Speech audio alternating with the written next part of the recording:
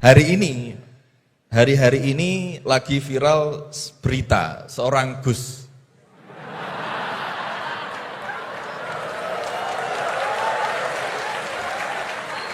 Mohon izin.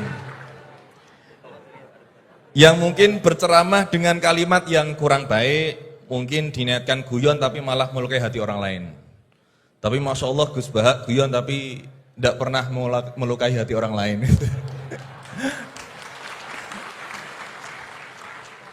Nah, pertanyaan saya Gus, ngapunten, karena ini pasti ke Gus Bahak, tidak mungkin ke Gus Quraisy Shihab, tidak mungkin.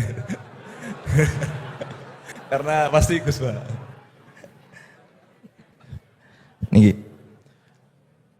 sebenarnya sejarah panggilan Gus ini seperti apa gitu?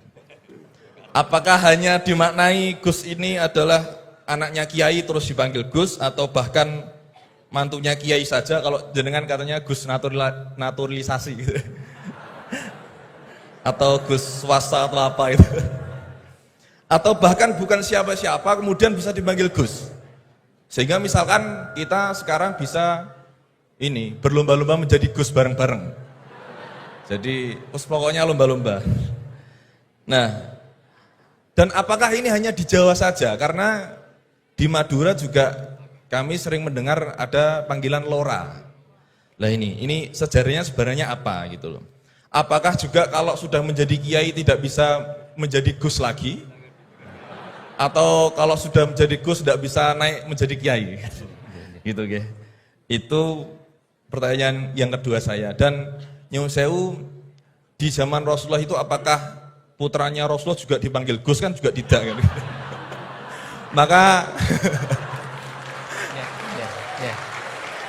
Maka kalau Gus ini tidak ada di zaman Rasulullah, berarti semua Gus ini bid'ah gitu loh. Karena Gus tidak ada di zaman Rasulullah. Ngeten nggih. Nggih, jadi intinya sejarahnya dan standarisasi Gus itu apa yang orisinil gitu. Yang kalau misalkan di Indonesia ini yang Gus orisinil hanya jenengan, berarti semuanya palsuan gitu. Lah ini tentu bisa dijelaskan Gus. Ngapunten, matur suwun sangat. Ini yang provokatif dulu itu ya.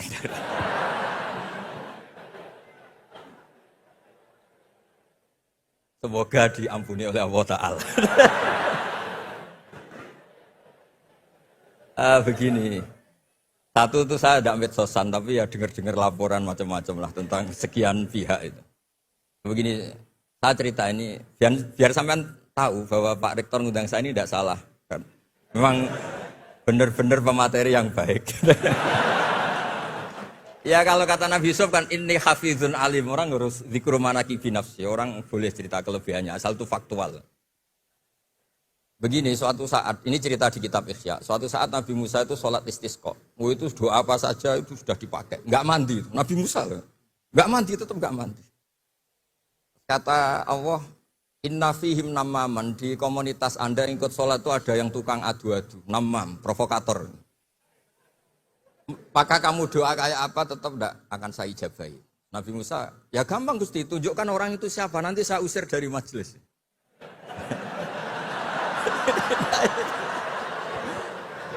Jawabnya Allah itu lucu.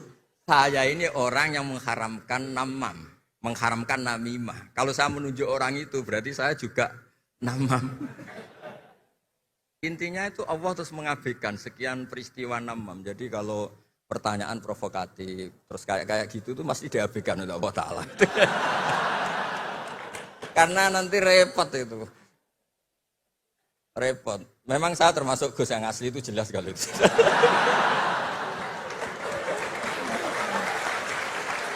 Itu, nah ini Pak Fatullah tahu betul keluarga saya karena beliau orang Jepara ngajinya di